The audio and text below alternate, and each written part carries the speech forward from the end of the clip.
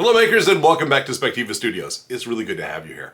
Now the holiday season is upon us and I thought today would be really fun to create something we could use as perhaps a gift or even a card, a little representational of the holiday season. Now if you've been following my videos for the last few weeks, we've been playing around with colored acetate or cellophane.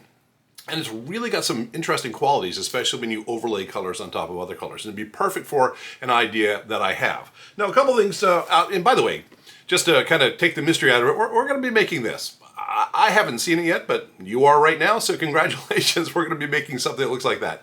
And again, what we're really doing is trying to use some abstract shapes to really create a holiday tree of some sort. You know, the Hanukkah bush, the Festival of Lights tree, the Christmas tree, whatever you want to call it. It is going to be something that's going to be indicative of the holiday season, you know, chasing away the darkness, so the long nights, that kind of thing.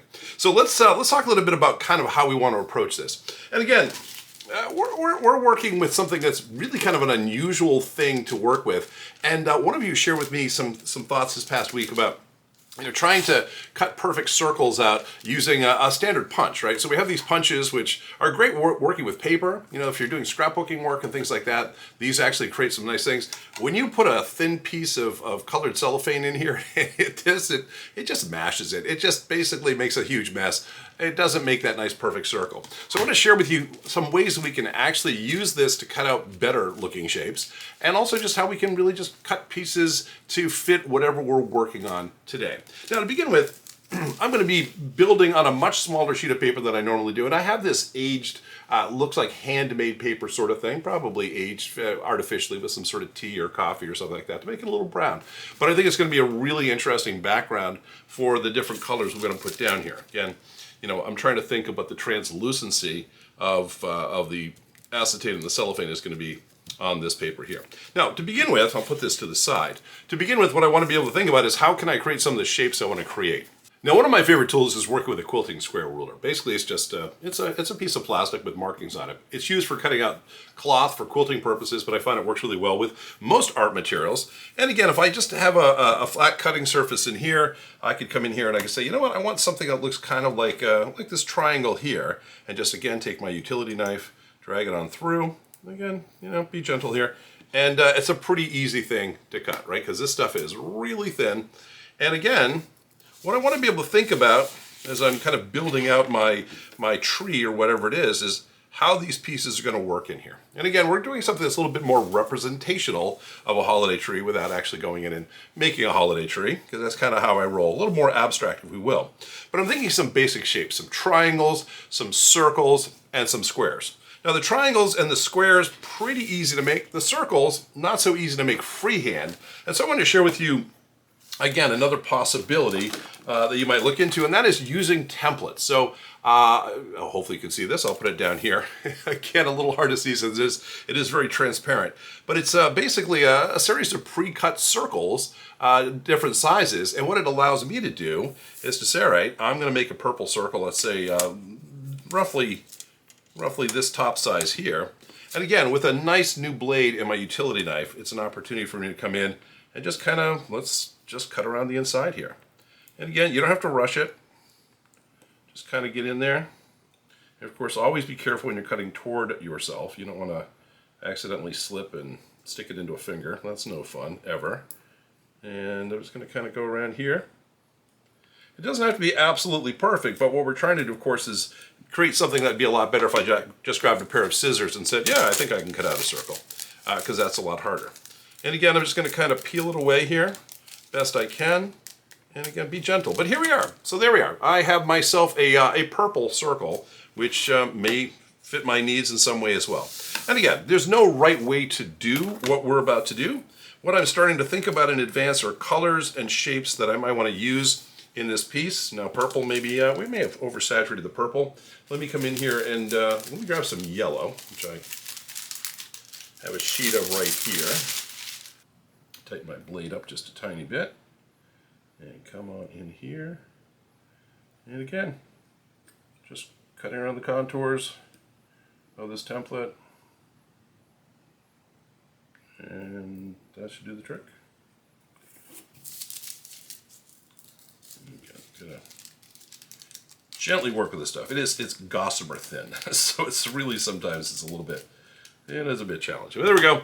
I have a yellow circle, and if I come in here and put this on my artwork, again, it pops more nicely. What I love about, again, working with this cellophane is the overlay. When you have two different colors that lay over each other, you get that third color that's really the combination of those. And that's really part of what we want to be able to do in here.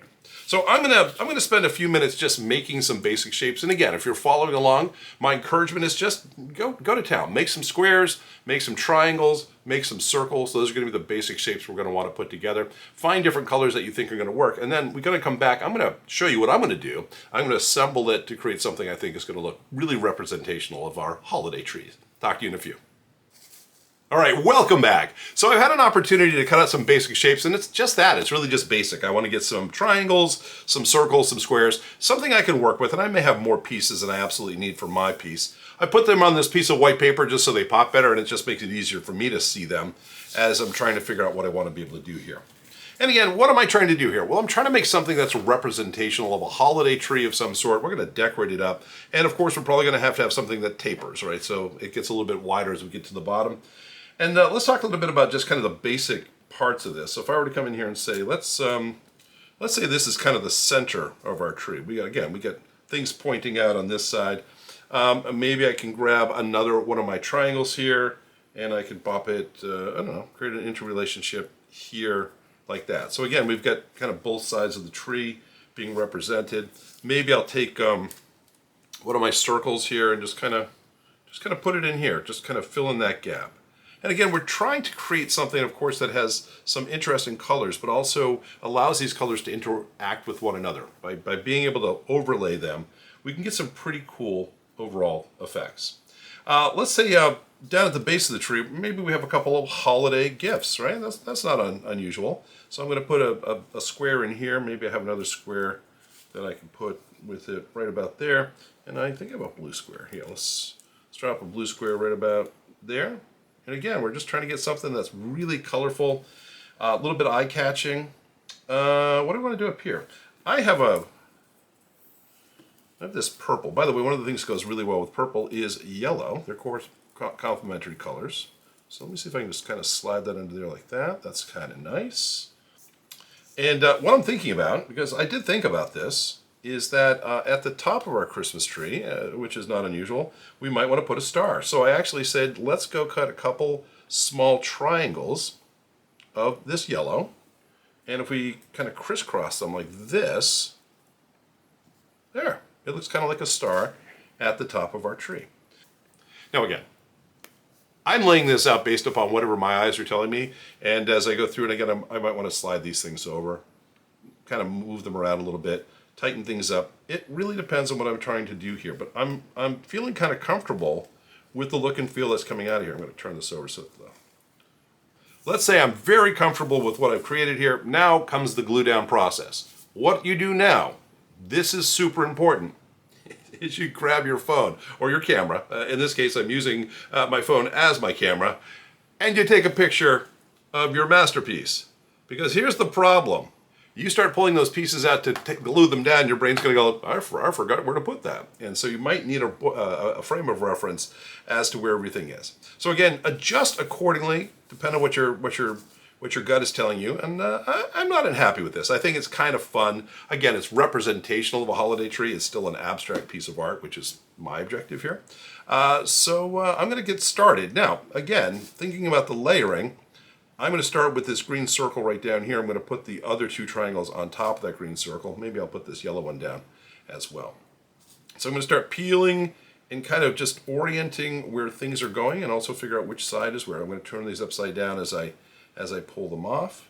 And I may leave the other pieces just where they are for now until I need to glue them. Now, how do we glue these pieces? A lot of these are relatively small and hard. How are we going to put glue in this? Well, one of the things we've been talking about the last few weeks with our projects is there's a great product called Pixie Spray. And Pixie Spray is a light tack repositionable adhesive, and the repositioning really comes in handy sometimes. What's really also nice about this is it doesn't interact with the cellophane. I've used a few industrial glues that have the tendency to dissolve the cellophane, not really the required outcome here. So something that we can tack on, and this is not visible when you glue these pieces on, which is key, right? You don't want to be showing off your glue to people. Now, in order to do this, I'm actually going to just use this piece of white paper I have, since this will work just fine. I just want to have a gluing sheet that I can work with. And in this scenario, let me grab my my starting point, which is going to be this green dot.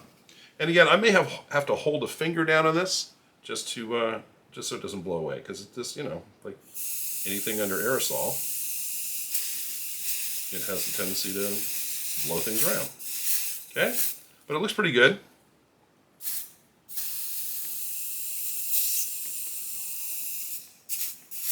Okay, and now I'm going to take this guy and I'm going to pop it right into the spot where it goes, and give it a nice firm rub down there so that it will stay right where it needs to go. Let me do the same thing with this yellow piece.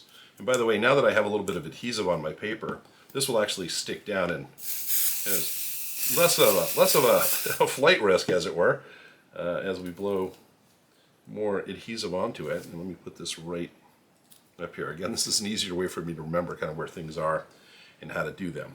Like how this is coming together, I'm going to work with the little presents down here. And again, I'm going to just try to set them at angles to one another, so it's just interesting. I don't want to stack them necessarily.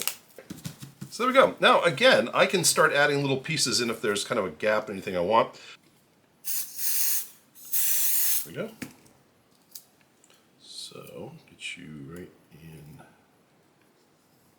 here like this. Again, get that smoothed down. I'm going to put this green, kind of overlap, and again, the good holiday colors, the red and the green together, good theme. There we go. And now let's get our star on top, because why the heck not? So,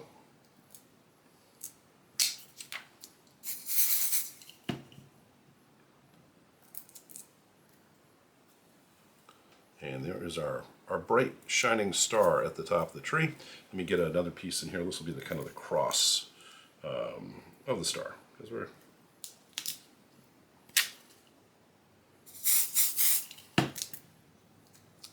it just looks a little bit more interesting. Let me do it that way. All right.